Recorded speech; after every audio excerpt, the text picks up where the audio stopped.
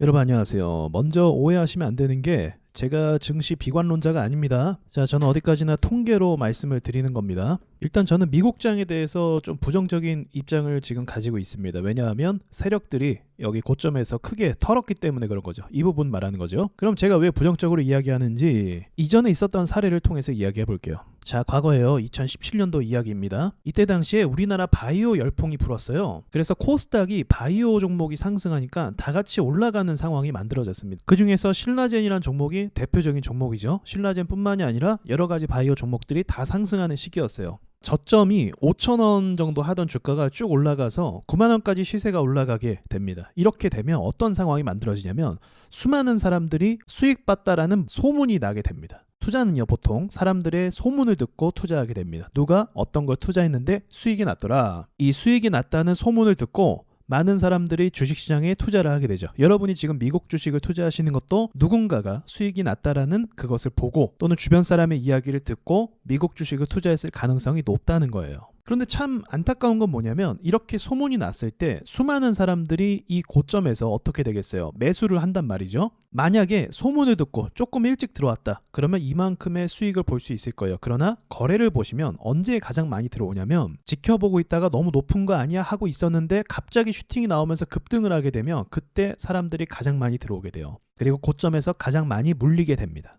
그러니까 이러한 패턴과 현상은 주식시장에서 어떻게 되었었다? 늘 일어나는 패턴이었다는 거죠. 그리고 그 결말은 어떻게 됩니까? 결말은 뭐 말을 안 해도 뻔하죠. 이후의 움직임 보시면 항상 고점에서 세력들이 이전에 샀다가 고점에서 사람들이 많이 들어오면 매도를 한단 말이에요. 주식이라는 건 내가 사기 전에 이전에 이미 세력들이 많이 사놨던 구간이 있습니다. 그리고 주가가 오르면 세력들은 여기서 수익을 봤으니까 나가야겠죠. 여러분도 수익 보시면 매도하고 나오잖아요. 세력도 똑같아요. 밑에서 샀으면 올라가면 매도하고 수익을 보고 나오게 됩니다. 그리고 그들이 나오는 그 물량을 누가 받는 거예요? 소문에 들어온 사람들이 물량을 받게 되는 거죠.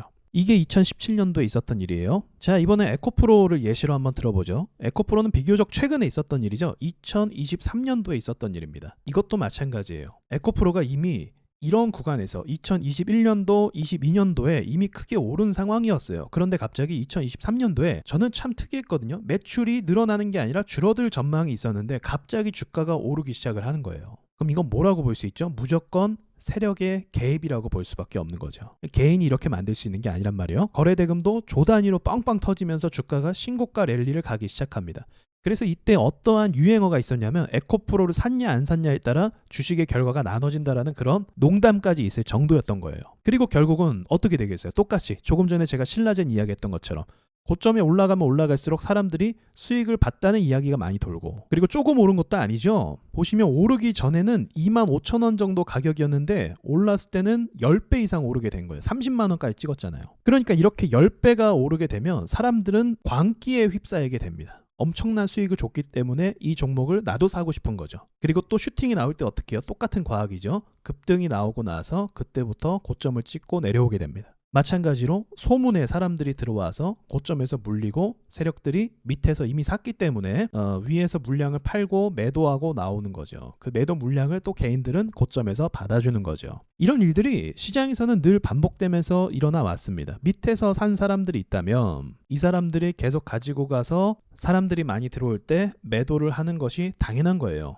수익을 익절하지 않으면 의미가 없죠. 자, 그런 동일한 관점으로 제가 나스닥을 이야기하는 겁니다. 그러니까 트럼프, 관세 이런 것들이 문제가 되는 건 맞지만 핵심을 놓치면 안 되는 게 뭐냐면 지금 보다시피 나스닥은 2008년도 서프라임 이후로 계속 우상향을 해왔습니다. 조정의 시간이 잠깐 있었죠. 하락하는 시간. 근데 그 시간이 길지 않았어요. 유일하게 금리 인상했을 때가 하락 조정이 제일 길었습니다. 이때가 1년 동안 조정을 받았던 때였어요. 산 사람들이 워낙 많다 보니까 2년 동안 상승을 했잖아요. 그리고 1년 동안 조정을 받은 거예요. 어떻게 보면 양호한 거죠. 2년 상승하고 1년 조정받았으면 그렇게 힘든 시간은 아니잖아요. 그러니까 긴 시간 동안 나스닥이 상승해 왔다는 거죠. 그렇다면 이 주식의 원리로 봤을 때 미국 시장의 특이점은 뭐예요? 제가 조금 전에는 국내 주식하고 비교를 했죠.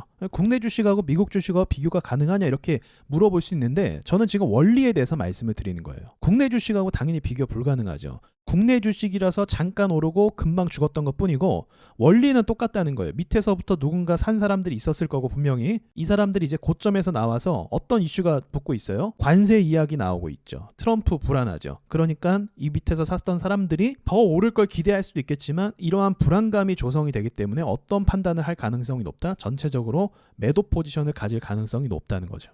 투자는요. 어떠한 종목이든지 간에 시장이든지 이 계속 상승하는데 제한시키는 요소가 있어요. 그게 뭐냐면 불안감이에요. 단적인 예로 재무제표가 안 좋은 회사 있잖아요. 매출이 잘 안 나오는 회사. 이런 회사들을 사람들이 잘 가져가질 못해요. 왜냐면 불안하니까. 근데 매출이 잘 나오는 회사는 잘 던지지 않아요. 매도를 잘하지 않고 손절을 하지 않아요. 왜냐면 불안함이 없으니까 매도를 하지 않습니다. 그래서 오히려 매출이 안 좋은 회사가 더 잘 급등하는 그런 이상한 현상이 일어나는 게 그런 이유라고 볼 수가 있는 거예요. 그러니까 장난치기가 더 쉬운 거죠. 그러니까 미국 시장이 지금까지 잘 버텼던 이유는 뭐냐면 미국이란 나라의 경제가 튼튼하니까 그런 거예요. 얼마 전까지만 해도 기사에서 미국 경제는 튼튼하다, 뭐 고용이 좋다 이렇게 하니까 언젠가 좋아지겠지 하면서 계속 들고 갈 수밖에 없는 거죠. 팔라고 해도 팔고 싶지 않은 거죠. 그런데 지금은 상황이 달라진 거죠. 그리고 밑에서 샀던 사람들이 충분히 매도하기 좋은 위치까지 온 거죠. 그래서 원리상으로 말씀을 드리는 거예요. 누군가가 소문에 들어왔다고 하면 고점에서 누가 수익을 봤대 라고 하면서 소문에 들어왔다고 하면 거의 높은 확률로 고점일 가능성이 높다. 그래서 제가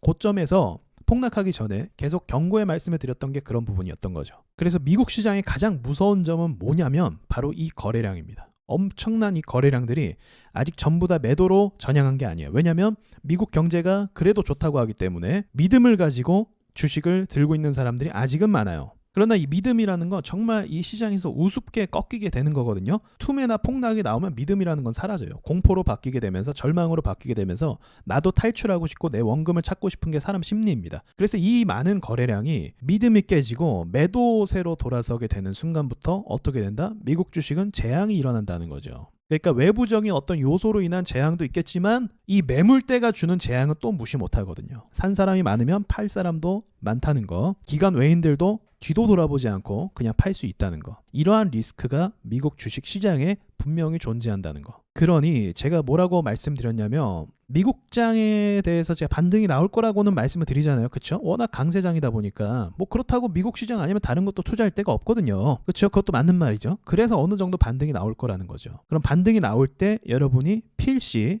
현금을 확보하려고 매도하시는 게 좋습니다. 야, 더 올라가는 거 아니야? 기대했다가 여기서 또 떨어지면 그때 완전히 실망 매물이 떨어지거든요. 여러분 한 번 투매에서는 사람들이 잘 안 던져요. 근데 한 번 투매, 두 번 투매에서 여기서 사람들이 많이 던집니다. 그러니까 미국장은 지금 일부는 그래도 조금 털었을 거예요. 과거에 비해서는. 그러니까 여기서는 버티고 여기서 공포에서 여기서 어느 정도 사람들이 매도를 했을 거예요. 하지만 다 매도하진 않았을 거예요. 그래서 올라가다 한 번 더 떨구게 되면 여기서 공포로 인해서 엄청나게 손절을 하게 됩니다.